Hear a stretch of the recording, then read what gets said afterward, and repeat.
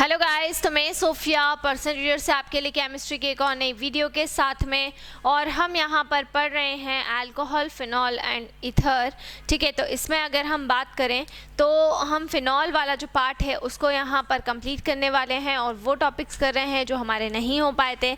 तो फिनॉल के अंदर मैंने आपको लास्ट वाली वीडियो में बताया था फिनॉल की जनरल मेथड ऑफ प्रिपरेशंस के बारे में। अब मैं आपको यहाँ पर बताने वाली हूँ फिनॉल के अंदर कितने टाइप की इलेक्ट्रोफिलिक सब्स्टिट्यूशन रिएक्शन होती हैं, उन सभी को हम यहाँ पर डिस्कस करने वाले हैं। अब इलेक्ट्रोफिलिक सब्स्टिट्यूशन रिएक्शन का मतलब क्या होगा, तो देखिए, क्योंकि फिनॉल में जो OH ग्रुप प्रेजेंट होता है वो बेंजीन रिंग को एक्टिवेट कर देता है इलेक्ट्रोफिलिक सब्स्टिट्यूशन रिएक्शन के लिए। क्योंकि जो फिनॉल होता है, फिनॉल का फॉर्मूला होता है बेंजीन और बेंजीन के ऊपर OH।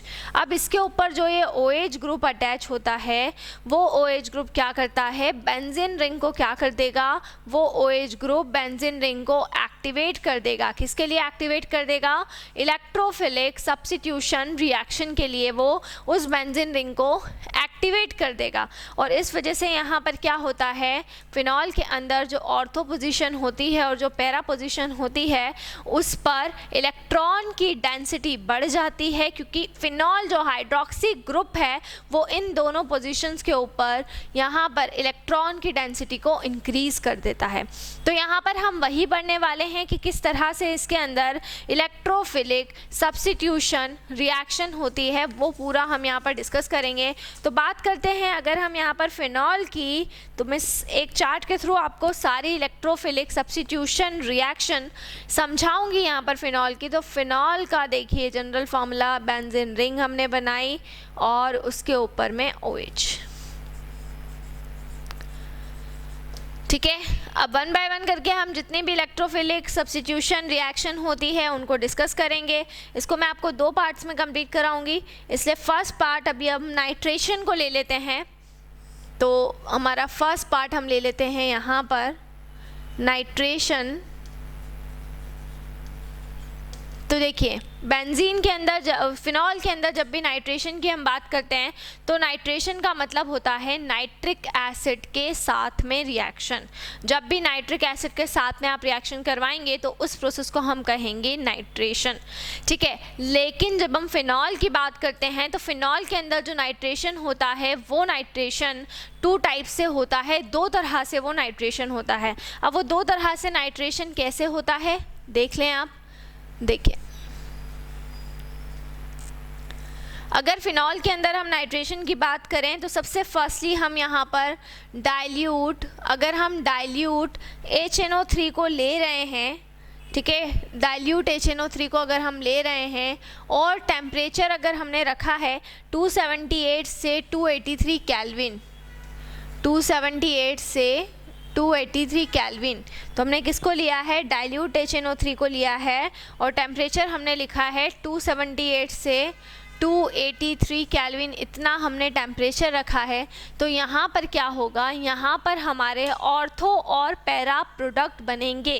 ठीक है, तो इलेक्ट्रोफाइल जो होगा वो ऑर्थो पोजीशन और पैरा पोजीशन को जाकर ऑक्यूपाई करता है। तो मैंने यहाँ पर लिख दिया, ये देखिए बेंजीन रिंग मैंने बनाई और यहाँ पर ये ऑर्थो पोजीशन पर NO2 एक बार, क्योंकि जब हम HNO3 से रिएक्शन करवाएंगे तो HNO3 के अंदर आपका जो इलेक्ट्रोफाइल है वो कौन होता है, वो NO2 होता है। तो NO2 ऑर्थो पोजीशन पर जाकर जुड़ेगा और NO2 ही कहाँ पर जाकर जुड़ेगा, NO2 ही पैरा पोजीशन पर जाकर जुड़ेगा।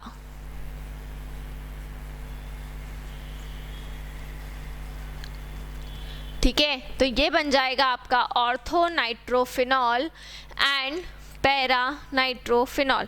तो दो आपके प्रोडक्ट बने, ऑर्थो और पैरा। लेकिन ये कब केस, कौन सा केस है ये, जब आप डाइल्यूट HNO3 के साथ में क्या करवा रहे हैं, रिएक्शन करवा रहे हैं लगभग 278 से 283 केल्विन टेम्परेचर के ऊपर। तो यहाँ पर NO2 ऑर्थो पर और NO2 कहाँ पर होगा, NO2 पैरा पर जुड़ा हुआ रहेगा। ठीक है ना, क्लियर। अब हम आगे बात करते हैं नेक्स्ट रिएक्शन की। तो अगर हम कॉन्सनट्रेटेड HNO3 ले लेते हैं, है ना, कॉन्सनट्रेटेड HNO3 अगर हमने लिया और किसकी प्रेजेंस में रिएक्शन करवा रहे हैं, कॉन्सनट्रेटेड HNO3 अगर हमने लिया और कॉन्सनट्रेटेड H2SO4 की प्रेजेंस में हम यहाँ पर क्या करवा रहे हैं, रिएक्शन करवा रहे हैं, तो इस केस में यहाँ पर क्या होगा, देखिए जब कॉन्सनट्रेटेड HNO3 और कॉन्सनट्रेटेड H2SO4 की प्रेजेंस में रिएक्शन होगी तब आपका देखिए जो बेंजीन रिंग की 3 पोजीशन होती है, ठीक है, कौन कौन सी position, 3 position, ortho position, para position और ये वाली पोजीशन। तो ये जो 3 पोजीशन है, 2 सेकेंड पोजीशन, 4 पोजीशन और 6 पोजीशन, इस पर जाकर जो NO2 ग्रुप होता है वो जाकर बाइंड हो जाता है सेकेंड पोजीशन पर, 4th पोजीशन पर और 6 पोजीशन पर, और ये बनाता है 2,4,6 ट्राई नाइट्रोफिनॉल। तो 2,4,6 ट्राई नाइट्रोफिनॉल बनेगा। और अगर ऊपर वाले की बात करें तो यहाँ पर क्या बनेगा, ortho nitrophenol and para nitrophenol. तो एक बन जाएगा ऑर्थो नाइट्रोफिनॉल और एक बन जाएगा आपका पैरा नाइट्रोफिनॉल, ठीक है ना, क्लियर है। आगे बढ़ते हैं हम, तो एक बन गया ऑर्थो नाइट्रोफिनॉल और दूसरा बन जाएगा आपका पैरा नाइट्रोफिनॉल, ये आपका हो जाएगा नाइट्रेशन, ठीक है। फिर हम नेक्स्ट बात करते हैं सल्फोनेशन की।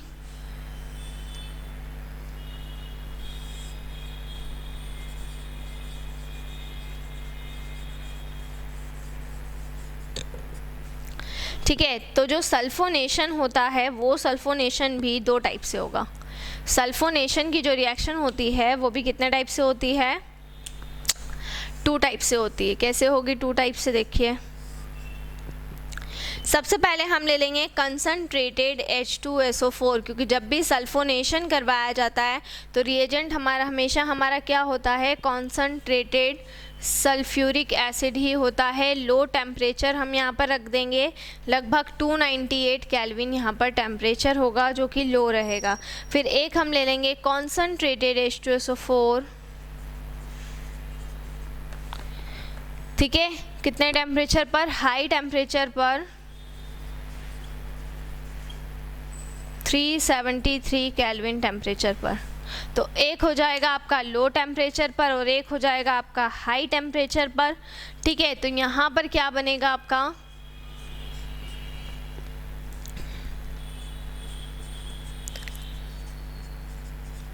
देखिए ऑर्थो पोजीशन पर SO3H आके आपका बाइंड हो गया, ऑर्थो पोजीशन पर SO3H आके जुड़ गया, और एक आपका पैरा पोजीशन पर SO3H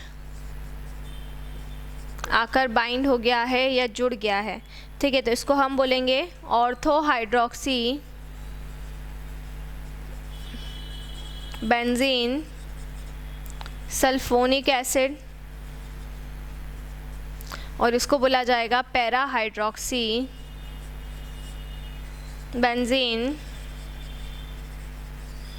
सल्फोनिक एसिड, ठीक है ना, क्लियर।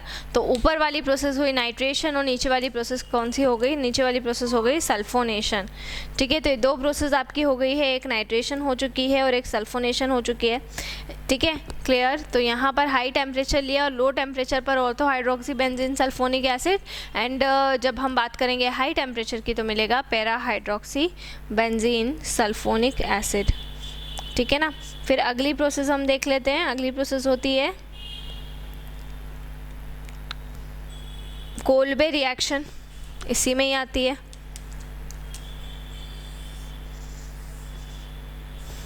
कोल्बे स्किमेट रिएक्शन, तो इसी में काउंट होती है हमारी कोल्बे रिएक्शन। तो कोल्बे रिएक्शन की अगर हम यहाँ पर बात करेंगे तो फिनॉल की रिएक्शन सबसे पहले हम किसके साथ में करवाएंगे, NaOH के साथ में करवाते हैं। देखिए सबसे पहले हमने किसके साथ में रिएक्शन करवाई, कोल्बे रिएक्शन में NaOH के साथ में, सोडियम हाइड्रोक्साइड के साथ में हम यहाँ पर रिएक्शन करवाएंगे। तो सबसे पहले क्या बनेगा, सोडियम फिनॉक्साइड बनेगा, मतलब फिनॉल, और फिनॉल के ऊपर क्या आ जाएगा, ONA, तो ये हो जाएगा सोडियम फिनॉक्साइड। ठीक है, तो फिनॉल के बेंजीन के ऊपर ONA, ये बन जाएगा आपका सोडियम फिनॉक्साइड। फिर हम किसके साथ में रिएक्शन करवा देंगे, CO2 के साथ में 403 से 413 केल्विन पर। कार्बन डाइऑक्साइड से हम रिएक्शन करवा देंगे 403 से 413 केल्विन पर। तो बेंजीन, ठीक है, बेंजीन के ऊपर OH और COONA, ये बन जाएगा। तो इसको हम बोलेंगे सोडियम सैलिसाइलेट, सोडियम सैलिसाइलेट। ठीक है, तो फिनॉल, देखिए जब आपने CO2 के साथ में यहाँ पर रिएक्शन करवाई तो यहाँ बना, और एसिडिफिकेशन साथ में आप करवाएंगे तो OH बन जाएगा और COONA यहाँ पर आकर जुड़ जाएगा। एंड फर्दर जब आप यहाँ पर क्या करवा देंगे, एसिडिफिकेशन करवा देंगे, H+ आयन इसमें ऐड करवा देंगे, तो यहाँ पर आपका क्या हो जाता है, जैसे ही आप ये प्रोसेस करवाते हैं तो फिनॉल एज इट इज़ और यहाँ पर COOH आके जुड़ जाता है, जिसको हम कहते हैं सैलिसिलिक एसिड। क्या कहते हैं, सैलिसिलिक एसिड कहते हैं। तो ये थी कोल्बे स्किमिड रिएक्शन, और ये रिएक्शन भी आती है आपकी केमिकल प्रॉपर्टीज़ ऑफ फिनॉल के अंदर।